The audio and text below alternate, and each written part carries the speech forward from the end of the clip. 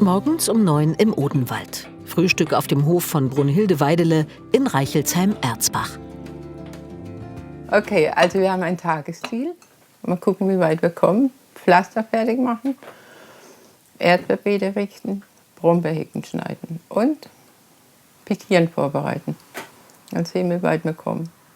Okay. Ja? Das klingt nicht nach Urlaub. Dabei machen Marlin Häuser und Tessiner Bund hier eigentlich Ferien. Die beiden Freiburgerinnen haben sich fürs Woofen entschieden. Das ist eine weltweite Bewegung, die gegen Kost und Logis Aktivurlaub anbietet. Die Idee stammt aus London, hieß ursprünglich Working Weekends on Organic Farms. Wochenendarbeit auf ökologischen Farmen. Also ich studiere nachhaltige Regionalentwicklung. Und da beschäftigen wir uns viel mit Nachhaltigkeit und Transformation. Und ich wollte einfach diese alternativen Wohn- und Lebenskonzepte selber leben. Also nicht nur drüber nachdenken und drüber reden, sondern selber ausprobieren. In Deutschland gibt es etwa eine Handvoll größere Organisationen, die Freiwilligenarbeit im Urlaub vermitteln. Die Gebühren dafür können auch mal 2.000 € betragen, je nach Land und Aufwand. Bei Woof kostet die Jahresmitgliedschaft 25 €. Für den Gastgeber wie auch für die Gäste. Sie müssen nichts weiter zahlen. Kost und Logis sind damit abgedeckt.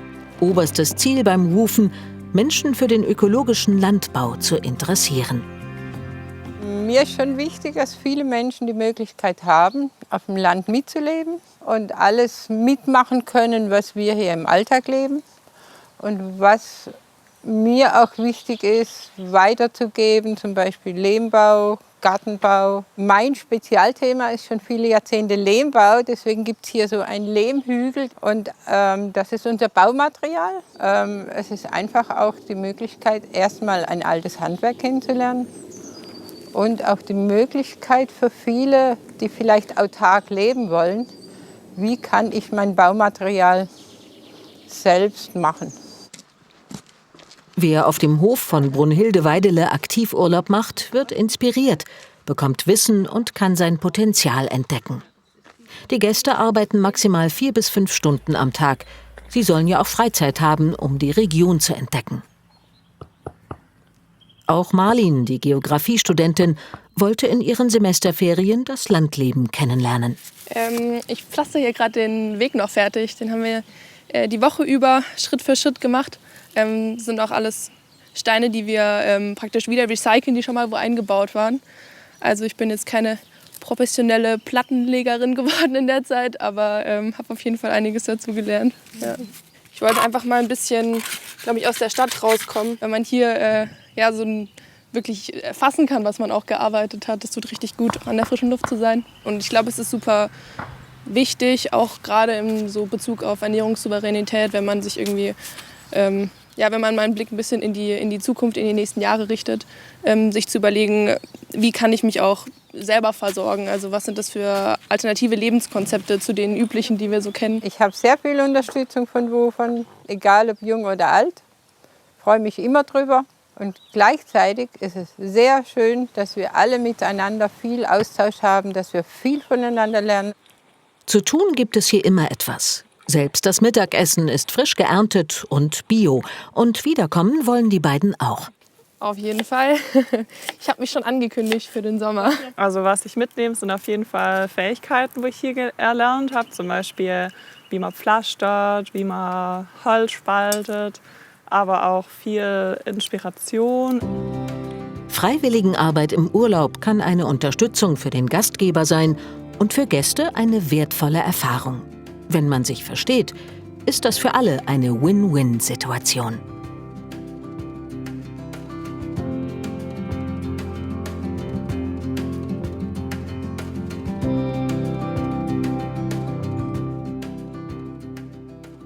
Ja, das war also ein hessischer Betrieb, der Arbeit im Urlaub anbietet. Und sowas gibt's auf der ganzen Welt. Was Antje Monshausen seit vielen Jahren beobachtet und untersucht. Sie arbeitet im Bereich Tourism Watch bei Brot für die Welt. Hallo, Frau Monshausen. Hallo, danke für die Einladung.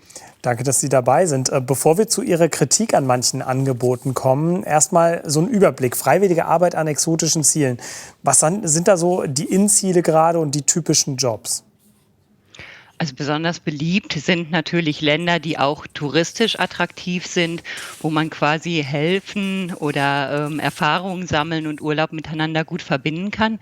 Als globale Bewegung gibt es da natürlich Woofing, wie wir jetzt auch in dem Beitrag gesehen haben. Das gibt es auch in Asien, Afrika, Lateinamerika. Aber wir sehen eben auch viele Angebote im kommerziellen Bereich, aber eben auch langfristigere freiwilligen Einsätze, die so ein Jahr dauern. Da gibt es ganz vieles. Und was sind da so die konkreten Arbeiten, die man da als Freiwilliger macht? Also bei den kommerziellen Angeboten sehen wir sehr viele im Bereich der sozialen Arbeit mit Kindern. Das heißt Unterstützung oder selbst Lehrer sein, Lehrerin sein in Schulen, Kindergärten, Jugendeinrichtungen. Wir sehen aber auch einige Projekte im Bereich Ökologie, Tierschutz, Biodiversitätsbeobachtung, also die ganze Bandbreite an Engagement. Das Besondere ist aber ja, gerade bei den kommerziellen Angeboten, die Teilnehmerinnen und Teilnehmer, die gehen dahin, arbeiten und zahlen auch noch dafür. Warum machen das junge Leute? Es sind ja vor allem junge Leute, die das machen. Also zum einen ist es halt bei diesen kommerziellen Angeboten tatsächlich richtig, dass dort auch bezahlt wird, weil idealerweise gibt es ja vor Ort eben auch einen Mentor, eine Mentorin, die tatsächlich auch ihren Lebensunterhalt bestreitet mit der Betreuung der Freiwilligen. Aber die Motive, die dahinter stecken von Seiten der Freiwilligen, sind meistens so 3 in unterschiedlicher Ausprägung.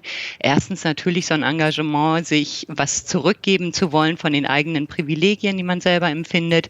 Ein zweites ist natürlich was ganz Besonderes zu erleben, ein Stück weit auch Social Credits davon zu bekommen. In sozialen Medien sehen wir es sehr stark. Und gerade bei jungen Leuten spielt natürlich auch Berufserfahrung sammeln, was für einen Lebenslauf tun, eben auch eine Rolle. Aber Sie sehen ja auch viele dieser Angebote sehr kritisch. Was kritisieren Sie? Also zum Beispiel die Angebote, die wir mit Kindern sehen wir hochgradig problematisch, insbesondere bei den kurzen Angeboten. Die Kinder müssen sich jedes Mal auf neue Freiwillige einstellen. Zum Teil gibt es keine konstanten Bezugspersonen vor Ort. Man kann sich das auch mal andersherum vorstellen, wenn ein Freiwilliger mal für 2 Wochen hier in den Kindergarten kommt und alle 2 Wochen kommt ein neuer Freiwilliger und wechselt, spricht die Sprache zum Teil schlecht, die Sprache der Kinder zum Teil gar nicht, würden wir, glaube ich, auch auf die Barrikaden gehen, was die Möglichkeiten des Engagements angeht. Und dann sehen wir richtig problematische Angebote, gerade im Bereich des Waisenhaustourismus, wo also Freiwillige in vermeintlichen Waisenhäusern arbeiten, die Kinder haben aber meistens lebende Elternteile und die Eltern haben in der Hoffnung auf ein besseres Leben, auf bessere Bildung die Kinder dorthin gegeben. Zum Teil haben wir es da mit mafiösen Strukturen und Menschenhandelsstrukturen zu tun. Das ist überhaupt nicht schön, was Sie da erzählen. Wie ist es mit der Arbeit mit Tieren? So eine Schildkröte, die ich da rette, stelle ich mir vor, der ist es egal, ob sie heute von mir gerettet wird und in 2 Wochen von einem anderen Freiwilligen. Ja, also tatsächlich im Bereich der Biodiversität gibt es tatsächlich einige sinnvolle Projekte. Da muss man ein bisschen hinschauen, dass dort nicht lokale Arbeitsplätze bedrängt werden durch die kostenfreie Mitarbeit der Freiwilligen. Aber ein großes Problem sind da eben auch Angebote mit Wildtieren, wo den Freiwilligen suggeriert wird, diese Tiere werden danach ausgewildert. Diese Tiere, die halt dann häufig eben von Freiwilligen, von Menschen betreut werden, können danach nicht ausgewildert werden und im schlimmsten Teil enden einige dieser Tiere in der Gatterjagd danach, weil sie eben an Menschen gewöhnt sind und als Jagdtrophäen danach missbraucht werden. Schon wieder nicht schön, was Sie uns erzählen. Gibt es denn auch einen Lösungsansatz? Also wie kann ich vielleicht seriöse freiwillige Arbeit finden? Genau, also tatsächlich bei den kommerziellen Anbietern sollte man sehr, sehr genau hinschauen, da wo es ein sehr armutsorientiertes Marketing gibt, wo damit geworben wird, hier lässt sich die Welt verbessern, du bist der Weltretter, sollte man extrem vorsichtig sein. Bei denen, die etwas maßvoller mit Werbung umgehen, sollte man trotzdem auch hinschauen, gibt es eine Kinderschutzstrategie beispielsweise, werden Vorbereitungskurse angeboten, wird ein Auswahlverfahren gemacht, muss ich motiviert, also beschreiben, warum ich motiviert bin, im Ausland zu arbeiten. Und dann gibt es tatsächlich ja auch die langfristigen Lernaufenthalte, beispielsweise in dem Förderprogramm Weltwärts, wo Nichtregierungsorganisationen, kirchliche Akteure, eine Weltgruppen Vermittlung herstellen. Das sind einjährige Programme mit guter Vorbereitung und Begleitung. Und das würde ich tatsächlich jungen Menschen empfehlen, weil diese Programme meistens sich an junge Erwachsene wenden. Sagt Antje Monshausen, Tourismusexpertin von Brot für die Welt. Vielen Dank für all die Informationen und Erkenntnisse. Dankeschön.